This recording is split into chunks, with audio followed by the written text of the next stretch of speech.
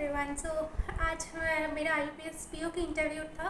Waste Bengal से मैंने form fill up किया था, तो मेरा इंटरव्यू वेस्ट बंगाल में ही हुआ है, यूनाइटेड टावर कोलकाता। ठीक है, आज मेरा शिफ्ट 1 में पैनल 2 था।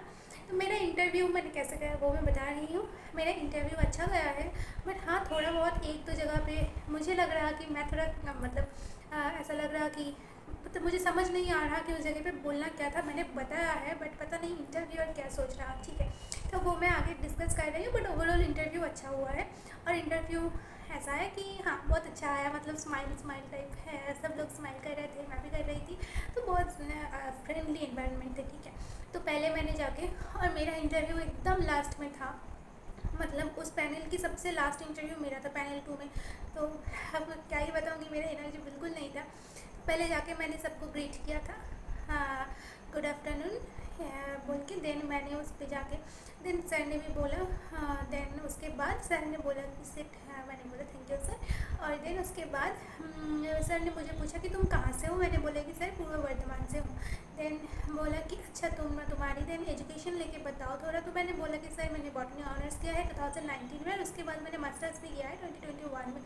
मैंने बोला कि कहाँ से ग्रेजुएशन किए हो और कहाँ से पोस्ट ग्रेजुएशन किए हो ये भी बताओ। मैंने बोला कि वर्धमान राज कॉलेज से मैंने ग्रेजुएशन किया है एंड वर्धमान यूनिवर्सिटी से मैंने पोस्ट ग्रेजुएशन किया है। देन बोला कि अच्छा। देन सर ने बोला कि अच्छा अमृता तुमने ये बताओ कि तुम्हारी सब्जेक्ट तो बॉटनी है जो प्लांट्स लेके, तो उसके साथ बैंक की क्या कनेक्शन है। तो मैंने सर को बोला कि सर मेरे सब्जेक्ट डायरेक्टली तो रिलेटेड नहीं है, बट हाँ बॉटनी एक चैलेंजिंग सब्जेक्ट है, क्योंकि इसमें प्लान्स होते हैं तो बहुत सारे स्टूडेंट्स इसको लेते ही नहीं हैं। टफ टफ होते हैं इसीलिए, या फिर उतना इंटरेस्टिंग नहीं होते हैं। तो मैंने जो भी चैलेंजेस ग्रेजुएशन पोस्ट ग्रेजुएशन में फेस किया है उसको मैंने रियल लाइफ में इम्प्लीमेंट कर सकती हूँ, क्योंकि उससे मेरा पर्सनालिटी डेवलपमेंट हुआ है कि मैं चैलेंज को एक्सेप्ट कर सकती हूँ। ठीक है, तो सर ने सेटिस्फाइड थे। उसके बाद में सर ने पूछा कि अच्छा तुम्हारी फैमिली में कौन कौन है। मैंने बोला कि अभी मेरी फैमिली में मेरी मम्मा है और मेरी पापा की डेथ हो चुकी है। देन पूछा कि तुम्हारे पापा क्या करते थे। मैंने बोला कि सर मैंने बोला कि पापा क्या करते थे। उसके बाद बोला कि फैमिली देन कौन देखते हैं। मैंने बोला कि मेरी एल्डर सिस्टर ने देखते हैं। देन मैं बोला कि तुम्हारी एल्डर सिस्टर तो मैरिज है फिर भी देखते हैं। मैंने बोला कि हाँ सर देखते हैं। देन बोला अच्छा ठीक है। देन बोला कि देन तुमको तो देन जॉब की बहुत ज़्यादा ज़रूरी है। मैंने बोला कि हाँ सर बहुत ज़्यादा ज़रूरी है। देन बोला ओके। देन सर ने मुझे पूछा कि अच्छा तुमको तो देन जॉब की ज़्यादा ज़रूरत है, तुमको तो बहुत ज़्यादा पढ़ना पड़ेगा। देन तुम बताओ कि तुम अभी न्यूज़पेपर पढ़ते हो ऑफलाइन या ऑनलाइन पे। मैंने बोला कि सर मैंने ऑनलाइन पढ़ती हूँ, ई पेपर जो आते हैं वो मैंने पढ़ती हूँ। देन सर ने पूछा कि ठीक है अभी नेशन में क्या चल रहा हो वो बताओ। अब हुआ क्या था, मैंने बोला था कि हाँ सर जैसे जो इलेक्ट्रल बॉन्ड्स है सुप्रीम कोर्ट से उसको अभी, हाँ तो मैंने बोला कि सर जैसे सुप्रीम कोर्ट से अभी इलेक्ट्रल बॉन्ड्स को इशू करने में डिनाई कर दिया है। तो मैंने सर ने बोला हाँ अच्छा है ठीक है और बताओ। मैंने बोला कि सर फार्मर्स लॉ लेके प्रोटेस्ट चल रहा है और राम मंदिर ये सब लेके मैंने बताया। ठीक है, देन सर ने वहाँ पे मेरे को रोका और मेरे को पूछा कि अच्छा फार्मर्स लॉ लेके बताओ। अब हुआ क्या, तो मुझे ना फार्मर्स लॉ लेके पता था, बट पता नहीं क्यों मतलब ऐसा हुआ था कि मैंने बहुत पहले पढ़ के गई थी फार्मर्स लॉ, मतलब बहुत टाइम पहले पढ़ा था, बट इस बार मैंने ना रिवाइज नहीं किया था। तो मैं उसको किस तरह से मैं स्टार्ट करेंगी वो ना मुझे याद नहीं आ रहा था, और मैंने फॉर्मल भी होता तो मैंने इसीलिए सर को ना सॉरी बोल दिया था कि सॉरी सर मुझे अभी ठीक से याद नहीं आ रही है।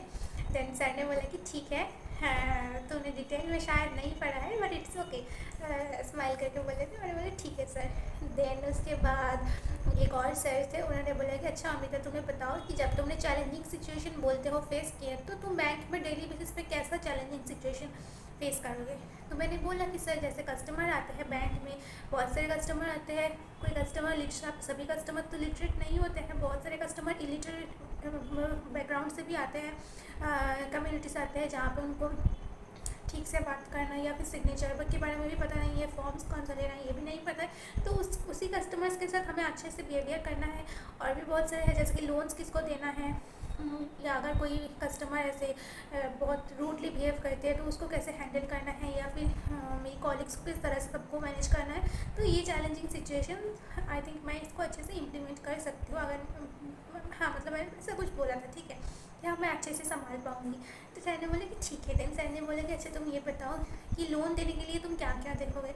तो मैंने बोला था कि सर मैंने उसको सिविल स्कोर चेक करूँगी, मैं उस पर्सन की है जो बिज़नेस जो जिसके लिए लोन कर लेंगे वो सही है या गलत है, या फिर उससे अगर कोई बिज़नेस होता है तो उससे प्रॉफिट होगा या नहीं होगा।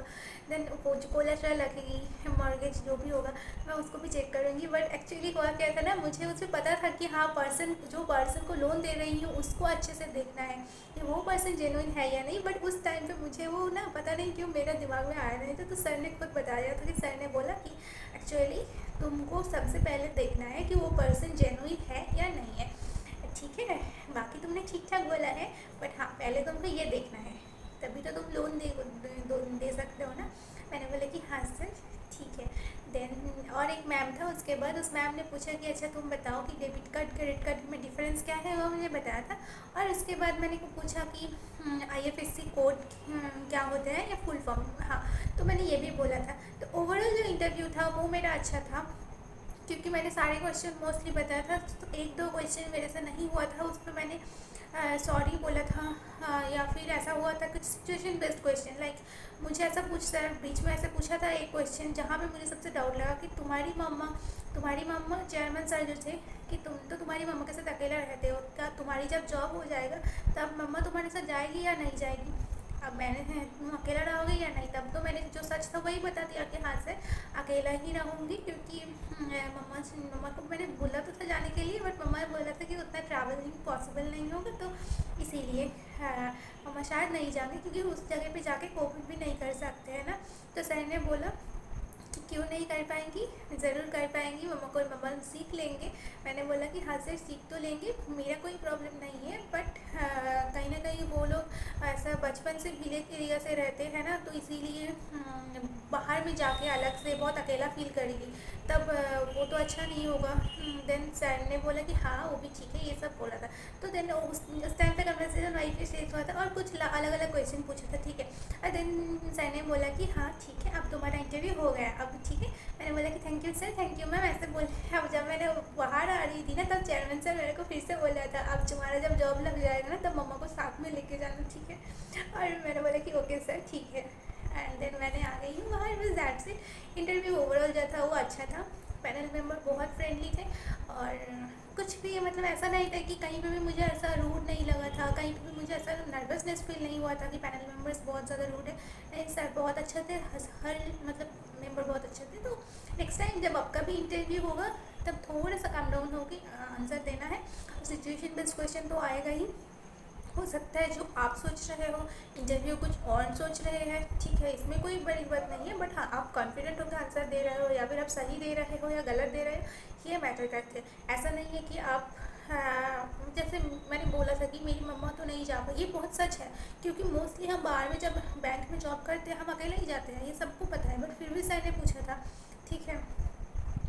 और उसमें तो मैं झूठ नहीं बोल सकती, जो सच था मैंने वही बताया था।